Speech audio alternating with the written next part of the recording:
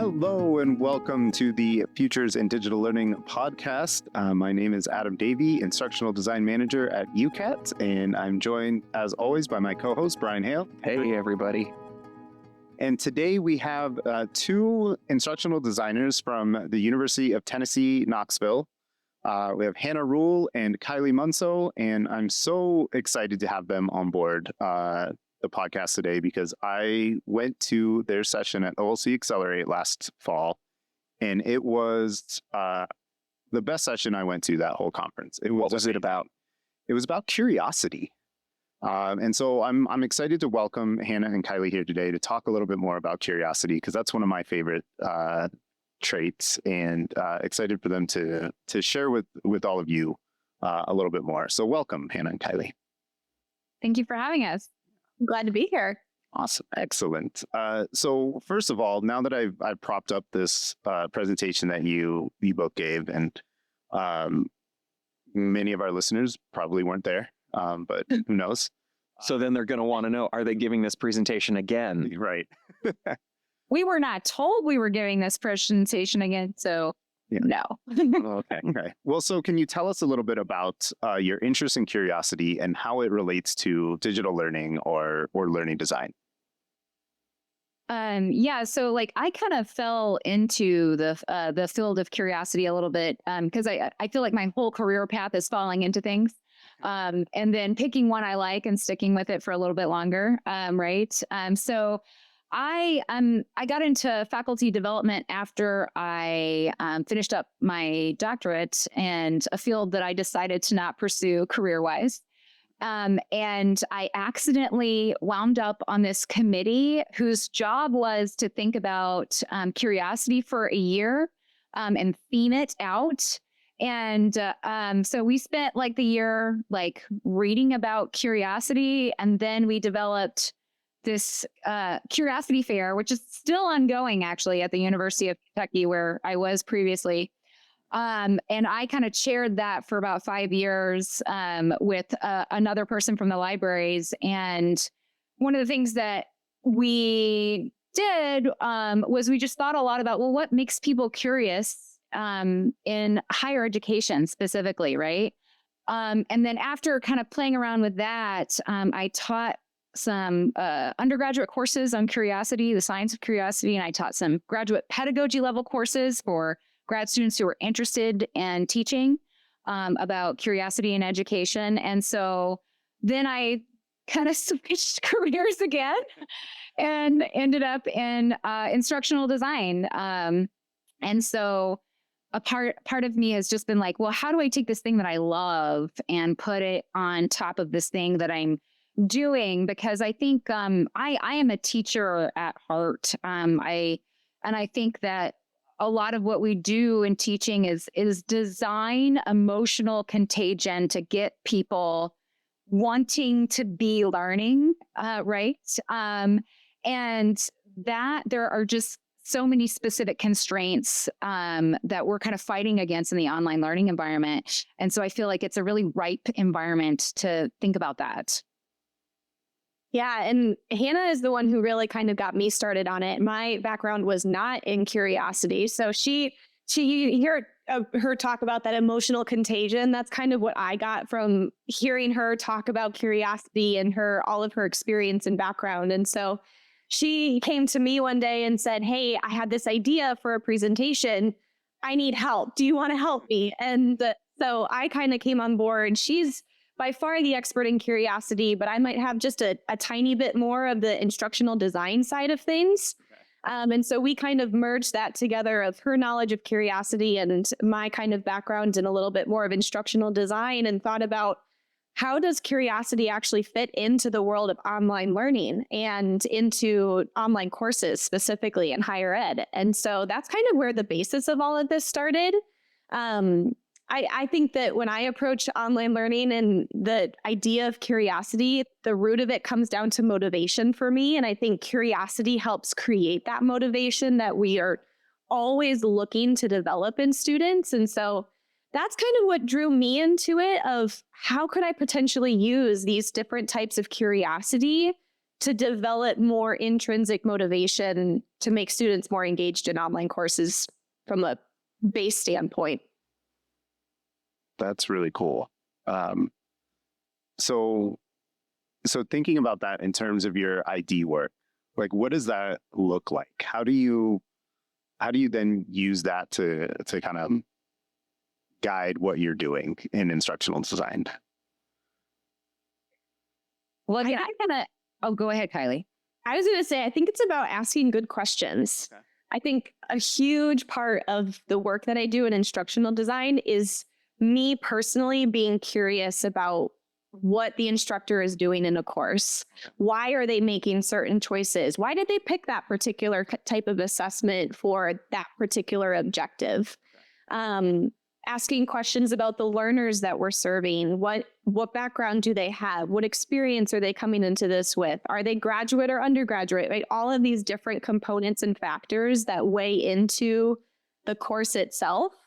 So I really look at curiosity as, how can I ask the better questions to really get to the bottom of the purpose and point of the course and what we're teaching?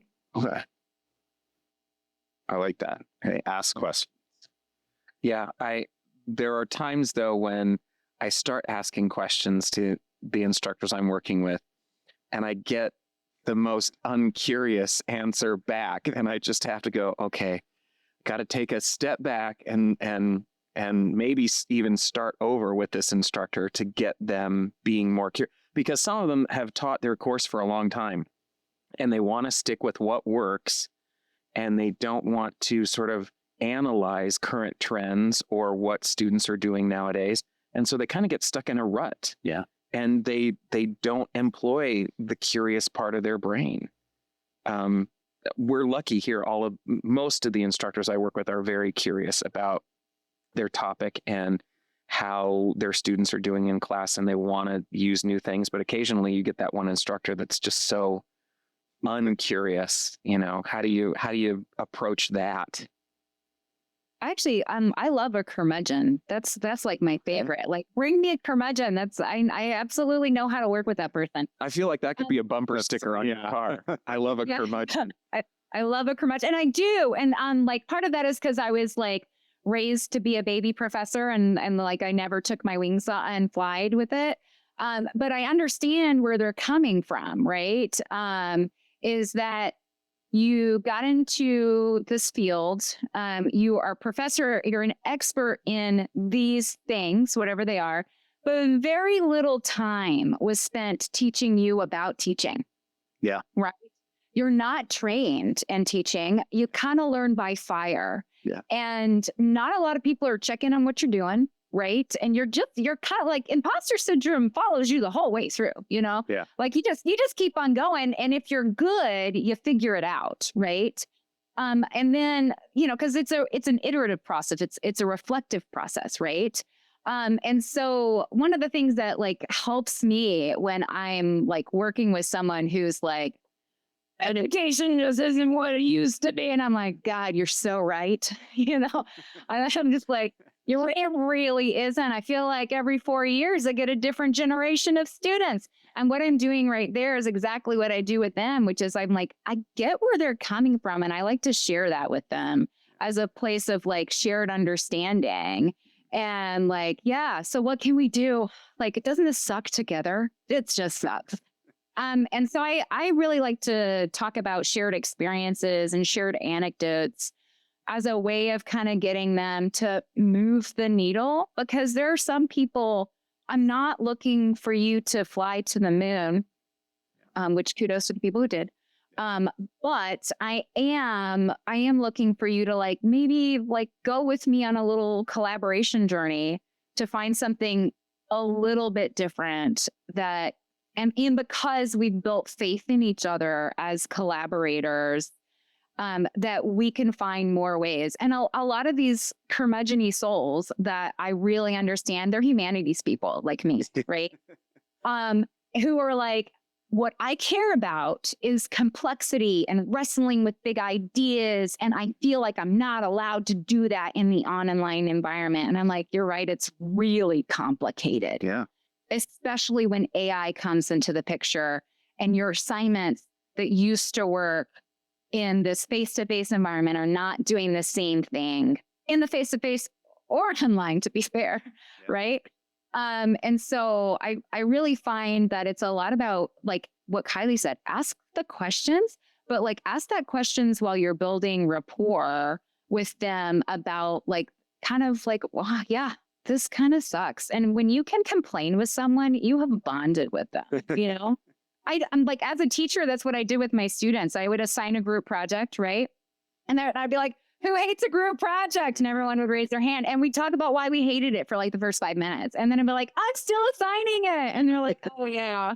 And then I'm like, they're like, why? And so we talk about the why, right? And so like, I use those shared teaching experiences as a way to build that. And it's just like, this is where I'm like, I don't know what other instructional designers do, because I really rely on the backbone of my teaching experiences as a way of talking to them about what they're doing. And while I believe firmly in backward design and the iterative process and the ADDIE model, you name it, right? Like they don't understand what a course objective is and they don't understand what alignment is. And I understand that they don't understand that. Yeah. And so I'm like, it's just kind of meeting them where they are, right? And I think that's where you build the rapport, you build the curiosity with them, because sometimes you're just a friend who also is just in this boat together, right? No, we definitely have some people on our team that are really good at getting course maps from instructors, and I am not one of those people. I'm just like, we'll fill it in at the end. We'll get there. It's like just let's do the cool stuff first, and then we'll do the boring stuff. So I get it. Yeah, and that's the fun thing about instructional design too, is that every IB is different in their approach. And I learned so much just from talking to other people on my team, and we've learned so much from doing this podcast and talking to other folks all over. So it's a lot of fun. And we're curious people. So I think that's what drew me to your presentation as well, is that idea of curiosity, and how that relates. And I want to just, kind of bring it back to that, because you brought up 4 different types of curiosity in the presentation. And I would love to dive into those 4 types a little bit more and talk about, what they are and how they work and all that fun stuff. So if you would be so kind to. Yes, absolutely. Yeah. And I gotta say, I have to look back at these all the time, because I'm like, oh yeah. And for the most part, I think people are doing this kind of naturally. But when we can name a thing, sometimes that gives us the power of using the tool a little bit better, right? Yeah. And that's what has felt like the power of curiosity to me. Like, can we articulate what this is? And if we can, then how would we do it more intentionally, right? And so part of that was finding, okay, what is curiosity first to start off with, right? And curiosity is desire to know information, right? And that is distinct and different from what it means to learn, actually, right? I think that's such an important thing. Like, yeah, you're curious, but what does this mean in its relationship to learning, right? And like, what helps us learn and what makes us curious are not necessarily the same thing, but they can overlap in really important ways, right? And if learning is having knowledge readily available to apply to different and new situations and opportunities, then curiosity is kind of what can help us to do that, right? A little bit more on our own, right? Yeah. So I'm gonna say there's 4 types, but this is actually complicated and there's gray areas, and it's a newer field of cognitive sciences and neuroscience. And when I say new, I mean like 20 to 30 years old. But so 5 years from now, there's going to be 21 types of right. I don't know. Yeah. Like, it's changing, right? Like, we're learning more. But these 4 are pretty well established as kinds that we see. And again, some people will say that there's other kinds, but I'm just going to stick to these because I think they're helpful for us in terms of online learning specifically. The first one that is called divergent curiosity, and this is the one we're the most used to in our lives, right? Because like we're social media junkies, or like we're like on looking the cat videos up at like 2 a.m, or like searching for that perfect Ryan Gosling gif. Like, where is he crying? But it's like the perfect one that I can use for any moment, right? Right. And so this is like seeking out novelty or experiences to relieve boredom often, right? Or you're going down a little tangential path of some kind, right? I think of this one as really interesting because I use it all the time as a teacher in a face-to-face class. Yeah. So how do you do that intentionally in an online? But like, I'm sure we can come back to that. The other is perceptual curiosity. Now, this one is about your senses, right? Your 5 senses. You have 5 of them. They haven't developed a 6th one that I'm aware of, right? Besides the ESPN thing, right? Oh yeah, that. Maybe that's it. Yeah. Right. So yeah, and this one is just like how, and this is often involuntary. Like you see something that's strange, you feel something that's strange, you smell something that's strange. Like any of these things can be a part of this. If you have children, you're seeing this happen all the time. I have small kids. I have a 2-year-old and a 5-year-old. So do I. Oh, there we go. And they're like, what's that? Like, what is that all the time? Because everything is perceptually quite new for them. Yeah. And so it, teaches you to kind of pay attention to the world in a different way. Yeah. And then empathic curiosity, and this has to do with our emotions, right? Are we curious about how other people think or feel or understand the world? As I, said before, I was going down a literature path, right? And this is like the ultimate, like empathic kind of experience. Yeah. Because literature is writing what it feels like to be human from one person's perspective, right? So it's very, very powerful. And story is very powerful. It doesn't matter the field, in my opinion. And then epistemic is the last one that I'll talk about, which this one is, I call the creme de la creme of curiosity. And this one is where you're really driven by the pleasure of gaining knowledge or even mastery of a thing. And so this can drive you to pick a certain career. Like I really want to be good at building houses. So I need all of this knowledge. This is why some people are in school for whatever it is they are in. But it also can drive hobbies, right? I spent like a year trying to master the French macaron. And then I met my husband, who is French, and I never made one again because I just wanted to die of embarrassment. But I still eat them because they're delicious. So yeah, I mean, like there's a lot of ways in which this happened, and they can all feed into each other. And I think that's where it doesn't matter which one you kind of land on. You can get to something nice for yourself if you're using it really intentionally within course design. Okay.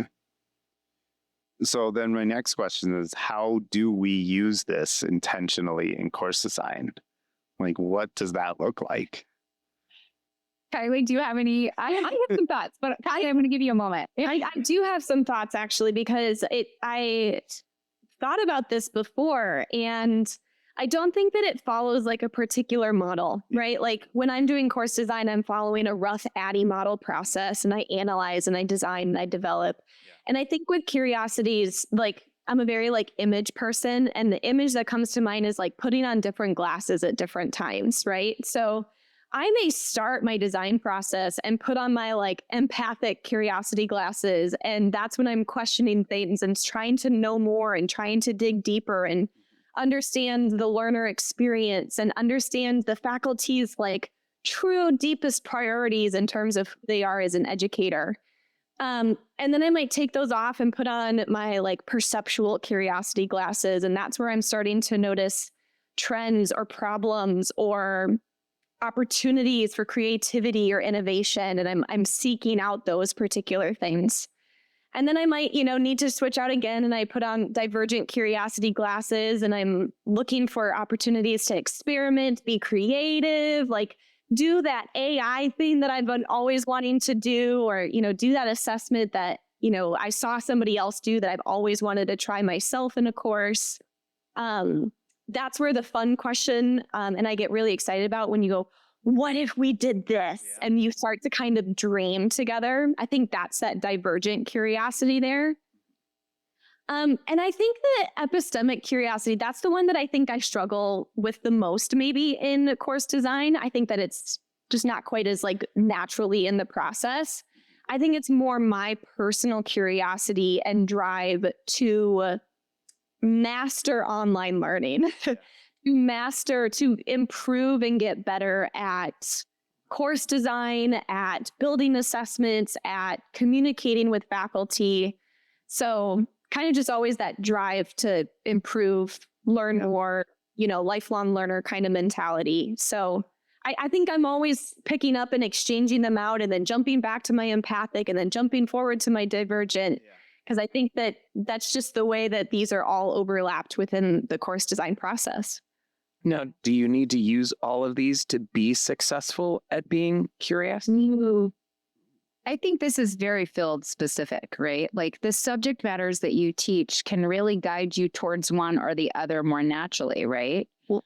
If you're teaching a social work course, you're really relying on a lot of empathic curiosity to drive that. You have to understand people from different walks of life. You have to understand how do you use language a certain way, and you have to drive the students towards that kind of empathy, towards being that kind of curious. And that is intentional design, right? That's knowing when you do that and how you do that and the emotional impacts of what you're asking them to do as well, right? So could you use all of them in one course? Sure. I mean, great. But I don't think that like everything has to be, how many things can I fit in the bucket? Yeah. I think sometimes things are, what's the thing that I need to help them want to do this? And I feel like the big thing that I'm always kind of working with when I'm thinking about how do I build this curiosity for my students, for the faculty in this process is, what do I want them to be able to do? Why do I want them to be able to do that? And those two questions feed back and forth and back and forth and back and forth. And in the process of answering that, I'm scaffolding in these formative assessments. And some of those have natural places in which I'm going to be building out empathy for my students, or moments of perceptual curiosity, or moments of divergent curiosity. Like one of the things that I would do in my own courses, and sometimes I can with faculty when we've actually done enough and we're like, we have time. We like plant Easter eggs in the course. Like, did you find this? Oh, that's cool. Like one of the courses I did, the Easter egg was these banner images that we had created. If they could go and research like who's in the bandage image and then put it in, it was extra credit, and it was like they had to like go to find the extra credit. It like took extra steps, right? Or I one time put a magic eye as my own banner and then had a link on the banner that taught them about magic eyes and how do you do them. Okay. And I was like, extra credit if anyone finds this. Like that's like if you find it and like extra credit here.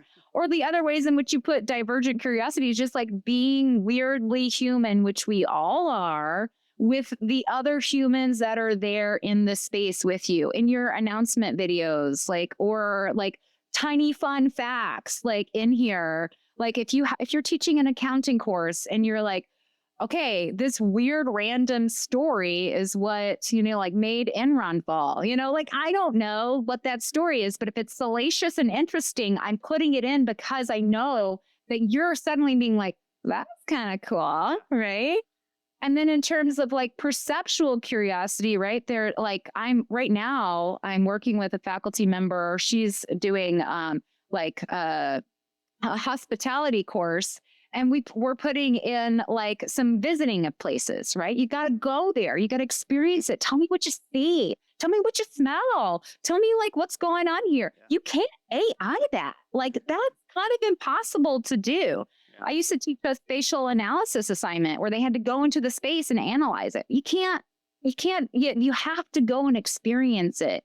And that changes things because when we get our bodies involved in what we're doing, our minds get involved, right? And I think the thing that I feel like I'm always battling with myself, with what it means to work in online learning, is that this can be a place where it's a tool that leverages us into connection with other people, that allows for lifelong learning and curiosity, and allows for better connection with each other, and allows a better connection to the earth and the places that we are.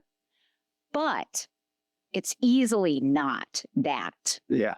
Without the intentional design of some of these other things that make us more aware, right? And so that's where I'm like, yeah, it kind of depends on what you're doing within this process. But if that's your value system at the root of what you're doing, I think you're going to find it already in there. And you can base a lot of that off of things they do within a face-to-face class already. How do we translate this? Like, let's back that up. What does that look like to do? Because not everything's off limits just because you're online. Yeah. No, I love that. And I love how passionate you are about this. It's wonderful because I always try to put myself in the place of a student, right? When I'm working with faculty, when I'm designing something, I'm like, if I was a student, would I want to do this assignment? Would I want to take this course, right? Even if it's something that has math, right? Like, and I don't like math. So, but if I'm thinking like, oh, would this still be fun even with the math? Yeah. All right, cool. Let's do it. And so, thinking about those things, like, yeah, like let's, how do we inspire in a way students to do the things that maybe they're coming in thinking, I don't want to do this. I don't want to be here. Okay. But actually this is pretty cool. And put that in and have fun with it. And I like that, again, you go back to that idea, like what do I want them to be able to do? How do I want them to be able to do it? Why do I want them to be able to do it? Right. Those guiding questions. But then from there, it's like the world is full of possibilities. And just because it's online doesn't mean you can't do it. You just have to do it in a different way, right? And that's, I think that's fun. That's where I get energized too. So it's fun to talk to other folks where it's like, yeah, let's think about this. Let's try it, right? What's the worst that could happen? It doesn't work. Okay, we try something else. Right? I just ruined flirting for someone. What's the worst? Yeah, it happens. I do it all the time. So right. My question to that enthusiasm is, how do you stay curious about things you've seen over and over again and done over and over again? I mean, working on a philosophy course is one thing, but if you're using the same learning management system and your next one up is an art course and you've got to follow the same layout, how do you stay curious about, and how do you keep your instructor staying curious when they've taught a course for 10 years, 20 years, Yeah, I mean, okay, so you're talking about my enthusiasm, and I will say here, I've gotten a lot of people. Like I remember early on in my teaching, I had someone come observe me, and she goes, "You will not be able to sustain that level of passion over the years." And I'm like, "Watch me." Like I think I am like. I can't, this is an innate part of my personality, right? Like it's this, I am passionate and I don't do things I'm not passionate about because then I get done. And so you say, how do you do this when you have to do it over and over again? How do you stay curious? How do you build this into the process? And I think they're not the same to me every time. It's a different person with a different set of problems, even if they've taught it 20 times before. I'm new to them. Or even if I'm not new to them, I've built a rapport with them and I find it fun to figure this out. Like, I mean, maybe there's some samesies, but it's just not all same. Like you're making a tweak. And if you have to, one of the things I would say to new teachers is that like, you're never done if you're teaching, because you're always coming back to this and tweaking. And then your students change. So then you got to change something. And in fact, I think the rapidity, like the way things are moving so quickly right now in higher education, everything is new all the time. Yeah. And I'm like, what do you mean it's the same? I'm exhausted. No, like they just told me this thing and then that thing and then that thing. And I don't know how to keep up with all of it. And I think if anything, what I'm getting is faculty who are like, God, there's so many new things. How am I supposed to even process this? I've been doing the same thing for 20 years and now someone wants me to change. Yeah. And I'm like, yeah, so that part kind of stays the same, is that, we're still dealing with some of the same problems, but with new tools getting integrated into it. But I kind of think that if I'm not passionate about this and I'm not curious about it, I'm done. I'm not here anymore. Bye. You will not be inviting me again. Because I will move somewhere else. But I think the thing that keeps me going here, and it's something that you, Kileigh, said that I think is so relevant. I want to solve online learning. And that's the what I would say is an unstated thing. For me anyway, is that, do I believe this is a cool thing that can do great things? Yes. Do I think it's being done that way most of the time? No, because the faculty member comes in and everything's in files. And that's how they've been teaching their course, is through files. And I'm like, all right, here we go. Yeah. And I think that in good teaching, right, that you have 90% of your students are doing pretty well in the course. And 5 to 10% of the people are your loudest problem, taking up all your time. I think that's true of most realms. Yeah. I don't know that online learning has hit that for most people yet. Because as you said, not everyone's very experienced in this field. Right. And I think that we have a lot more to learn about how do we teach our faculty to be better at this while we get better at it ourselves. I think that solve online learning is an unsolvable question. And so I think that keeps you coming back to of, as soon as you think that you conquered it or that you solved the problem, something about it breaks or something about it doesn't work the way that you thought it was going to be. And it doesn't always send you right back to the beginning, but it sends you back into that iterative process of, okay, we got closer, but we're still not quite there. And so I think that allows you to never get bored with it or, not curious, because there's always going to be something new to change. Like Hannah said, there's always new tech, new obstacles, new problems that arise, new student issues, right? New student population or generation that is coming in with a different set of skills and attention levels and interests. And so agentic AI, right? Throw in AI into that, and all of a sudden the world of online learning completely shifted. So I think that it's easy to stay focused on it because there's always a new thing to be paying attention to. Yeah. I feel like it's like Alice in Wonderland is what I really. Yes. Right? There's this tiny door and you're like, oh, I can't get through the door, but oh, there's this potion I can drink. And now I'm smaller. I can get through the door, but oh, wait, I left the key up on the table. Oh, now I have to get back up there and do right. And so, like you said, it's one thing after another, but you still, that keeps you going, right? It's fun to solve those puzzles. I would say too with that, I think that's where collaboration is also great for me. Is I think sometimes when I start to get bored, all of a sudden Hannah shares something with me and I'm like, I never thought about doing it that way, And so I think that has helped me a lot of getting ideas from my peers, from my colleagues, from people that I meet, from people that I'm watching on LinkedIn and social media and things like that, who are doing new and exciting things that give me an idea, and I kind of grasp onto that.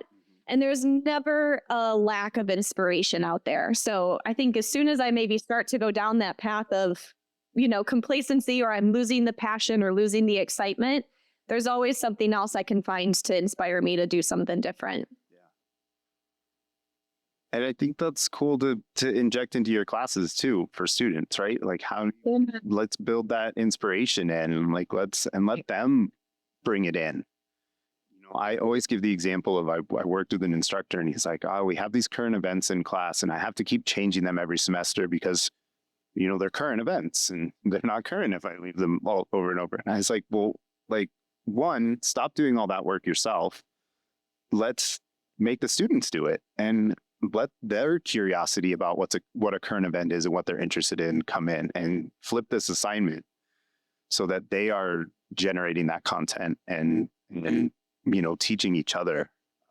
And then one, you don't have to change it every semester. And two, you're learning from them just as much as they're learning from you. Yeah. I love doing that with my faculty, like getting them to see how students can like generate the content. Yeah. Right. Because like often I would assign students to do like documentary project. Do I know how to do a documentary? No, not at all. But I would have them like list all the tools they're using and tell each other how to use them. And like, then they would create these like beautiful things. Yeah. So like, I think it's such a smart move to get them to be the people who, because that's good learning, right? That's like, we know if you're doing the searching, if you're doing the thinking over this, if you're doing the applying and generating, you're actually doing some learning and you're having to be curious in the process. Yeah. Mm-hmm. Yeah. I cut you off, Brian, but you didn't say something. And now I totally like threw you off. No. Yeah. So what I was going to ask is, and we hit on this a little bit earlier about, can creativity be taught? Is it something you have to cultivate? I would love to have like a creativity cheat sheet that reminds me to ask certain questions or go down certain roads with my instructor, because sometimes you get this content and you think, oh, I know how I'm going to build this course with this instructor. And you forget to take a second, step back and go, wait a second. If I just think a little more creatively about this, I could maybe have a better solution, or maybe what I come up with is going to be just hot garbage and I have to throw it away. But still, that's a learning experience for me and the instructor.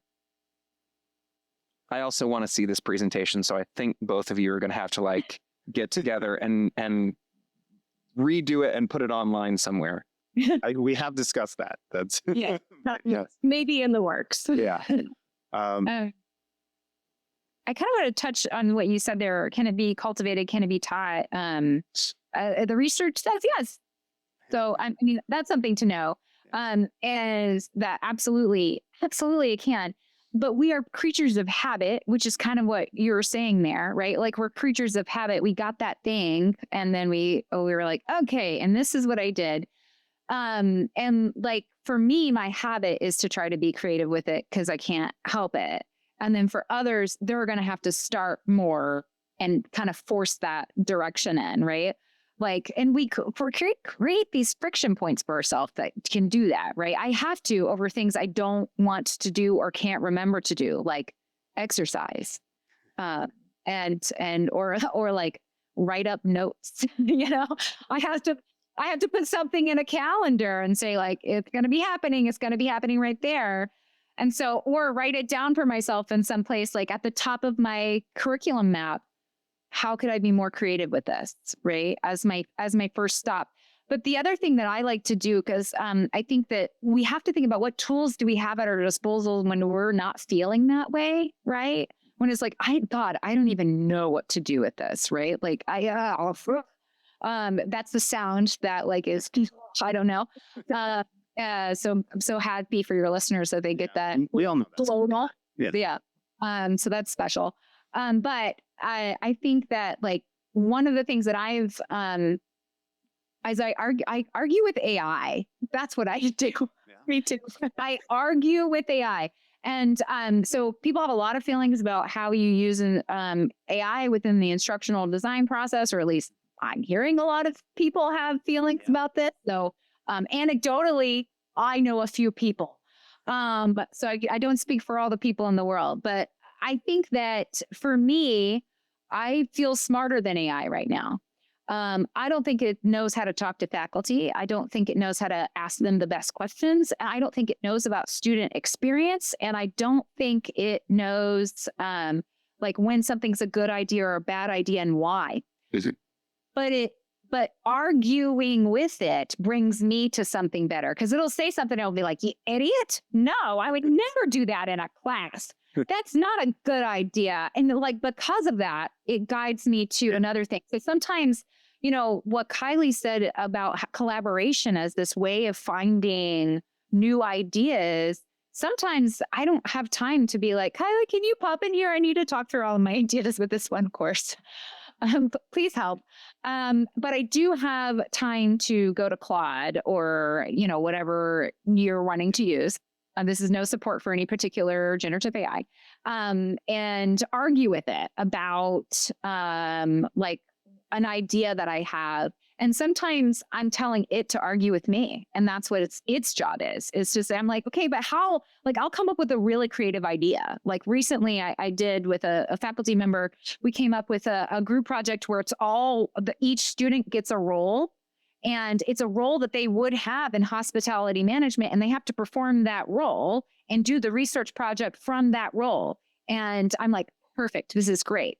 And then I was like, where is this going to fail if one student drops out and doesn't do what they need to do, right? And that was like, it was such a creative and great project idea. Right? And I'm like, oh. So then I went back and I was like, all right, now how do I help safeguard this against these things that do happen in a class, right? And so I think that's what we have to do is we have to be collaborators with each other with the tools that we have and kind of bake it into the process a little bit. Yeah. And, with that collaboration, like you said, in courses, in face-to-face courses, that collaboration happens more organically because we're forcing them into the same room together, right? And the same thing, online learning, they're not in the same room, right? Maybe not even in the same time zone, or same country in some cases, right? Like, and how do we build that collaboration? And same thing with our role as instructional designers. Before the pandemic, we would meet with faculty in their offices. They would come to ours. Like we would meet face to face. I don't think I've had a face to face meeting with the faculty in years. Why? Yeah, I know. It's shocking, right? And so again, right, it's that same type of collaboration that, it's all over. How do we encourage that? And that's a topic for kind of another podcast as well. But again, remaining curious and building on, I love what you all said about how you help each other and you bounce ideas off of one another and you go from there. And I think Brian and I know we have certain members on our team, like we know, okay, I'm thinking about this. This person is the expert here, right? Let me shoot them a quick Teams message and see what they have to say, or let's see if I can schedule a Zoom, right? And so I think encouraging that more, right? Like how do we, and as instructional designers, I think we're all naturally curious. That's how we fell into this field. But then with the other folks on our team, right? And you mentioned you have a studio like we have, kind of. So how do we collaborate with the multimedia folks, in that studio and build things from there? I think that's really a powerful message to send out and go from there. So thank you for bringing that up. I like that. I do want to end on something fun, okay, and maybe less ID related. What keeps you, like, what are you curious about outside of your role as an ID? Like, what gets you going down that rabbit hole more than anything else? I'll let you answer first, Kileigh. Oh, golly. I'm like thinking that not because I can't think of it, but because I'm like, there's a couple things that I'm like, have gone down the rabbit hole recently on, totally outside of work. He's very good with bread. I know. Okay. That's what I was going to say. I was going to say one of those things is bread. I took a sourdough class last year, all shocking, right? But even outside of sourdough, I just kind of started within the last year. It just became fun to me of being a challenge of every time that I would typically buy something from the store that was bread related, I would try to make it from scratch instead. So, if I was planning to have hamburgers on the menu, rather than buying hamburger buns, I would try to make hamburger buns from scratch. Or like a Mediterranean dish that I would typically have like a naan or a pita bread with it. I made it from scratch. So that's kind of just been an ongoing like curiosity for me. I also started gardening last year. And so a lot of my Instagram algorithm is gardening related. And yeah, kind of figuring out what plants grow in my area and what to do when the plants are not looking good and how to fix that. And so there's a lot of curiosity there, a lot of time spent with like ChatGPT or a different AI tool, like asking it what to do, or like I said, following people on social media that are helping with that. But yeah, those are two things that have probably captured far too much of my free time that I would like to admit. So with that, have you found a way to put Easter eggs into the courses you're designing about bread or gardening? Oh, I should, because I've been working on a lot of geography courses recently, and there could be some connection there. But sadly, no, I don't think I have any Easter eggs quite yet that I can think of. All right, when you let us know. That's an excellent challenge. How can I sneak it in there? Yeah. And Hannah, what is keeping you curious? Yeah, I feel like Kileigh probably knows what my answer will be, because I'm not very good at separating my passions. We should have shared each other. We probably have better for my work life. And I just I'm a talker, as you guys are super aware now. Yeah. So one, I am an amateur gardener, and one of the ways in which I amateur garden is I look up nothing. And I'm like, what will happen if I do this thing? And it's sort of the joy of failure is like, it didn't work. I have an all shade garden. And so it's like, no sun, watch me. Let's see what will happen. So there's that. I really like to take things that don't matter if I fail at them and pursue them and let the feedback of the moment inform what I do next. Because I feel like so much of everything is look everything up. And I don't have any social medias. I have a LinkedIn. And that's like, cause I'm like, I know there's an irony in the fact that I work in online stuff. And I'm like, what if I was never on a computer?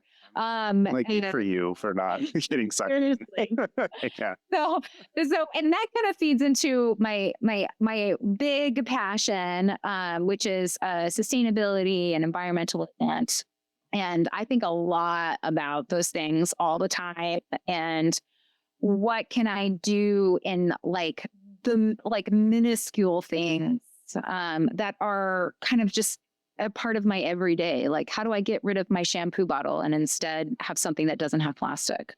How can I compost better? Can I bring this container to the store, and what will they put in it so that I don't have to bring home a container? And I'm enough that person and also that mom that I'm trying to solve Valentine's for my 5-year-old. We dipped strawberries in chocolate and put them in cardboard boxes. And I was like, here's your compostable Valentine that you can bring in, and I'm just like a bit extreme about it. 5-year-old love boxes though. They do love boxes, and they get to even the year before we melted crayons into different shapes, and we gave those out as Valentines, and she helped make them. And so I really, I feel like, what I mean from all of the online stuff is I feel like we're not enough connected to each other and to the earth and to the people.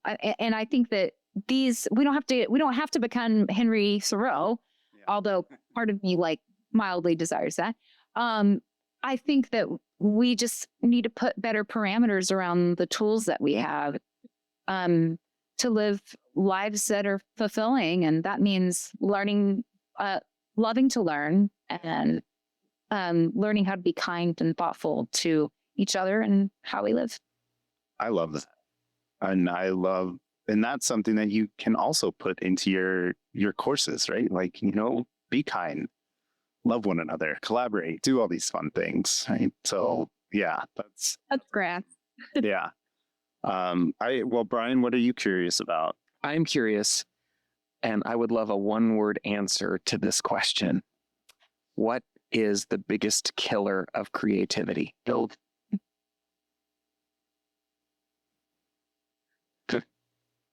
Time. Time. I was going to say time. Girl, we all know. It's almost like you two work with each other. I know. Yeah. I really adore Kileigh. I really adore Hannah. You can tell. I just think that we are so busy, you know? We have so much on our plates. We have so many competing priorities that we rarely get the time to actually pursue the things that we enjoy or that we want to pursue or that we, are curious about, for lack of a better word, right? And so there's so many things that like, man, if I just had, time to go and do that, I would do it. But I have to work and I have laundry to do and I have dinner to make and, all of these things that are taking that time. And so, one question I love to ask people is like, if you were to have an extra hour at the end of your day that nobody could, send you a message, you couldn't get any emails, you weren't responsible for any children, like, what would you do with that hour? How would you spend it? And I wish that we all could have the luxury of that hour in our day so that we could pursue the things that we genuinely care about or are interested in. Just third space, Kileigh. That would be it. That would just be like, I'm going to steal that question as an icebreaker for. it's so good. Yeah, I ask it. It's often an interview question I ask is, what would you do specifically in terms of like professional development? But, it's great for just like in general, what would you do with that extra hour? Yeah. Well, I'm going to leave our listeners ending on that and thinking about that. What would you do? I don't even think they can comment on any of the platforms we have, but if you can comment, go for it. Ask a friend. Let us know what you can. But thank you both for joining us. This was a really fun conversation, and I'm glad that it worked out that we could have you on the pod, and really appreciate your time. So thank you very much. Thank you so much for having us. We're glad to be here. This has been fun. Wow. And for those listening, tune in to our next episode once that comes out as well. So thank you all. The Futures of Digital Learning podcast is a production of the University of Arizona University Center for Assessment, Teaching, and Technology. If you have any questions, comments, or ideas you'd like to share with our office, go to the Contact Us link on our website, ucatt.arizona.edu.